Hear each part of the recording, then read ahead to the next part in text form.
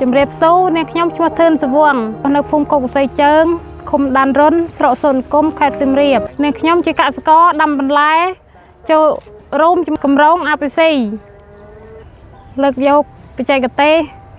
ការបណ្ដុះកូនលើដីផ្ទាល់ហើយនឹងលើរៀនហើយនឹងការដាក់កូនបន្លែតាមត្រេនិងកន្តោងបន្ទាប់ពីយើងលាយដីរួចហើយយើងត្រូវយកដីនោះមកដាក់ក្នុងកន្តោងឬក៏ត្រេដែលយើងមានស្រាប់បន្ទាប់មកយកគ្រាប់បន្លែមកដាក់ក្នុងកន្តោងយើងអាចដាក់គ្រាប់បន្លែពី2ទៅ3គ្រាប់ក្នុងមួយកន្តោងឬក៏ត្រេដែលយើងដាក់ហើយបន្ទាប់មកយើងត្រូវយកចំបើងមក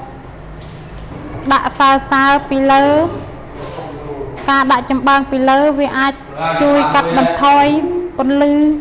ថ្ងៃដែលចាំងមកលើបន្លែខ្លាំងហើយនឹងជួយរក្សាសំណើម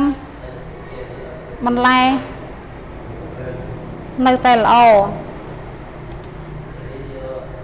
ក្រោយពី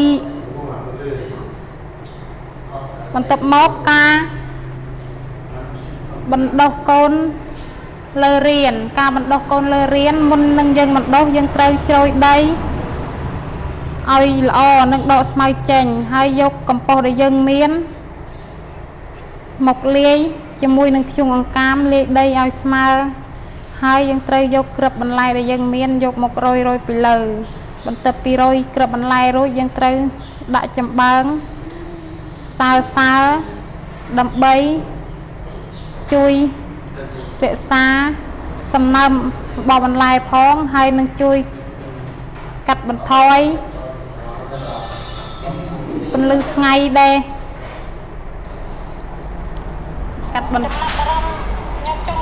មកđây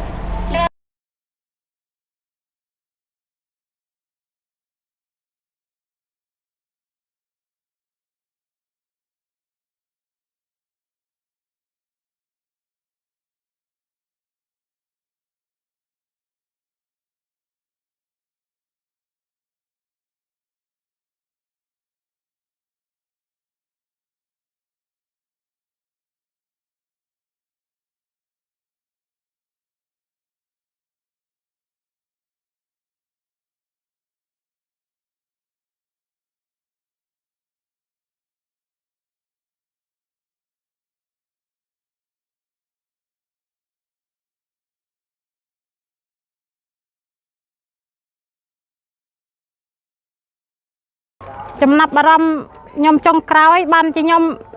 ជ្រើសយកបច្ចេកទេសនេះមកធ្វើព្រោះឃើញថាធ្វើទៅកូនបន្លែវាលូតលាស់ល្អហើយថ្លោហើយវាជួយឲ្យកូនបន្លែអត់សូវខូចខ្ញុំសូមសំណូមពរដល់បងអ៊ំមីងមីដែលជាកសិករដូចជាខ្ញុំជ្រើសយកបច្ចេកទេសដែលខ្ញុំបានធ្វើខាងលើមួយណាក៏បានយើងជ្រើសយកសាបកូនបន្តកូនលើរៀនក៏បានហើយដាក់កតោងក៏បានចាចុងក្រោយខ្ញុំសូមអរគុណនិងសូមជម្រាបលា